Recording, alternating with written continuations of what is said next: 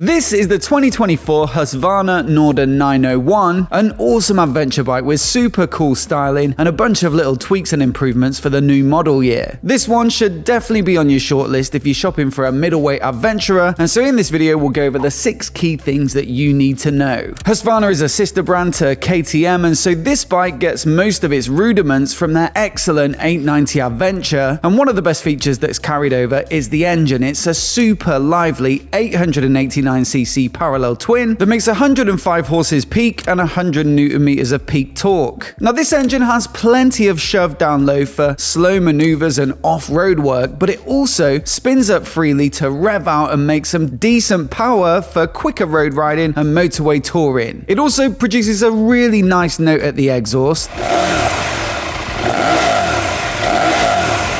and that's owing to a 435-degree firing interval, which goes some way to replicate that aggressive sound that you get from KTM's big 75-degree V-twins. The only major update here is the exhaust system for 2024, with a new design that allows it to comply with the new Euro 5 Plus emissions regulations. Now they also say this new design uses a pre-muffler, so I guess some sort of noise suppressor before the silencer, and that allows them to use a smaller, lighter end can, which helps to centralized mass, and I guess that ought to marginally improve handling. I should add though that in total this bike has gained 3 kilograms from the previous generation if my research serves me correctly, so dry weight is up from 201 kilograms to 204, but I wouldn't expect it to massively change how this bike feels out on the road. Other key features of this bike in the engine department that make it stand out from the competition for me include the big 19-litre fuel tank, which hangs lower either side, and that means you get a decent amount of range, so they say about 400 kilometers or 250 miles if you ride steady, but at the same time it keeps the mass of the fuel nice and low, which gives it this exceptional balance, just like the 890 Adventure from KTM, with which it shares this design. I'm also a big fan of the standard up and down quick shifter on this bike, which gets a nice light action and it always adds a little bit of extra entertainment on quicker rides. Onto the chassis, and it uses a tubular steel frame wrapped around the engine as a stress member, so this helps with lightness and stiffness, and at the rear there's an aluminium lattice swing arm, again which helps to keep the weight down. Now the whole lot is suspended on a WP Apex fork and shock, and this is KTM's in-house suspension brand, and in my experience it almost always performs really well. So you've got the 43mm upside down fork here with compression and rebound adjustability, and I really like that you get these little thumb adjusters on the top of the fork legs, because then there's no need to get tools out to make changes. At the rear there's the Apex monoshock as well, and that's rebound adjustable, but also you get a hand preload adjuster so you can make quick changes to compensate for a passenger and or luggage. In terms of travel, you get 220mm at the front and 215 at the rear, and that should be plenty enough for some moderate off-roading. But if you are looking for an adventure bike that's got even more off-road ability, then perhaps check out the Norden 901 Expedition, which we were lucky enough to review earlier this year. That gets a chunkier 48mm fork from WP's more premium Explore lineup, and there's 240 mils of travel front and rear for even more clearance. But back to the standard bike, and this year you still get the J-Juan produced braking setup that's branded with the Husky logo, and it's a pair of radially mounted 4-pot calipers up front on 320mm discs, with a single 2-pot caliper on a 260mm disc at the rear, and I've always found this hardware to be more than up to scratch for both quick road riding and off-road work. Wheels are off-road biased as well, with a 21-inch front and an 18 at the rear, so optimal for riding over rough surfaces, and they're also spoked for a little bit of extra strength. Now these actually run tubeless tires, which is great news for the majority of riders who I think will find it easier to fix a puncture with a quick plug without having to remove the wheel, and as standard it comes on Pirelli Scorpion STR tires, which are a great on and off-road choice, although I would say they bias more towards the road and perhaps dry trails despite the fairly chunky appearance. So most of that stuff has stayed the same for 2024, but it is a great handling bike, a good all-rounder, and so no need for major changes here. Now ergonomically, I really did find this bike and the Expedition version very comfortable when I borrowed them, super upright in the riding position, which is really sustainable over longer distances, and on the standard bike the seat height is adjustable between 859 and 879mm, and that rises to 875 or 895 on the Expedition. Now it is worth adding there's a low accessory seat that takes 10mm off, or you can can go up by 20mm with the rally seat, so there is some adaptability there, and you can also change the handlebar position through 6 positions fore and aft with 30mm of range. So yeah, you might be able to get the bike dialed into your particular bodily dimensions, but ultimately these are pretty tall bikes, and even with the low seat accessory in the low position, you're looking at 849mm, so they're not really that well suited to shorter riders or new riders. The other thing I'd consider from the accessories catalog from a comfort perspective would be the touring windscreen or the deflector. The screen on the base bike is pretty low to suit that off-road biased image, and it will also give you good visibility on the trails, and it'll be well out of the way. But if you're looking to do decent road miles, then the taller screen, which is as standard on the Expedition, for me is preferable. Now this bike is chock full of tech, and it's where it gets some of the key updates for the new model year, all of which is managed through their excellent 5-inch color TFT display. And so at this point, I'd like to give a massive thanks to today's video sponsor, and that's Speedo Angels. Replacing a scratched or damaged TFT display can cost hundreds, if not thousands. Take the dash on this bike, for example, which is the same as the 890 Adventure. The best price I could find to replace it is £937. But Speedo Angels dash protectors cost just a few quid, and it's quick and easy to install, and they make them for most new models from all the major manufacturers, so do check out the link down in the description to get yours, and you'll also find down there a 20% discount code specifically for my viewers. So once again, a massive thanks to Speedo Angels for their support. Now what I really like about the dash on this bike is that it's really neatly designed and uses some well thought out graphical elements to make all the different settings and modes nice and easy to understand. Now you've got street, off-road and rain modes to choose from to suit the current riding conditions, as well as the optional Explorer mode, which gives you even more control and the ability to switch stuff off like the traction control and ABS, so you can slide it around more. Traction control and ABS are both cornering sensitive, so they'll intervene appropriately if the bike is banked over. And for 2024, you've got even more levels of adjustability for the traction control, so 10 levels of slip if you've got the optional Explorer riding mode installed, and that really should allow the more advanced off-roaders to dial it in exactly how they want. Also new for 2024, there's a USB port now at the side of the dash, which is a nice bonus if you want to mount your phone on the bars for navigation and you want to keep it juiced up. Although I should point out there is the optional connectivity module available for 135 quid if you want to get turn-by-turn directly on the dash. The other substantial tweak for the new model year is the fact that you now get a hazard warning light feature, which might sound unbelievable that the previous gen didn't have hazards. I would have thought it'd been a mandatory safety feature, but it seems like it's not, but still great to see it finally added here. Cruise control still comes as standard, and that rounds off what I think is a pretty good electronics package, and I think it covers off everything you'd need from a middleweight adventure bike. Now new for 2024, we've also got this different paint scheme with a base coat of grey or silver, and then some darker grey and yellow graphics over the top. I think it's a nice evolution of the previous generation, although I will say, for me, the Expedition is the best looking of the bunch with that glossy blue. Thing is, it's such a tall bike though that I think it'll put a lot of people off, plus you've got the extra cost of £1,000 or so, and so it's just a shame that that finish isn't available on this base bike. I'd love to know what you think though of the new look, so do let me know down in the comments below. Now there's no exact price on this one of yet, but it was just shy of 12.5 grand last year, with the Expedition up over 13.5 grand. So I'd perhaps expect a little creep up of a couple of hundred quid or so, but no massive change in price because it's only a slight evolution in spec. Still, that puts it right in direct competition with the Triumph Tiger 900 Rally, the new BMW F900 GS, and their own KTM 890 Adventure. But for me, I think the Husky is one of the best of the bunch in terms of blending genuine ability and performance with a really nice styling package that makes it a very desirable bike to ride and own. As always though, I'd love to know what you think of it, so do let me know down in the comments below. And if you want to see my full review of that taller Expedition version, then I'll stick it on the screen now so you can give it a click and give it a watch. Do hit subscribe if you've not already to see more of the latest motorcycle news right here on YouTube. Many thanks for watching today, and we'll catch you in the next one.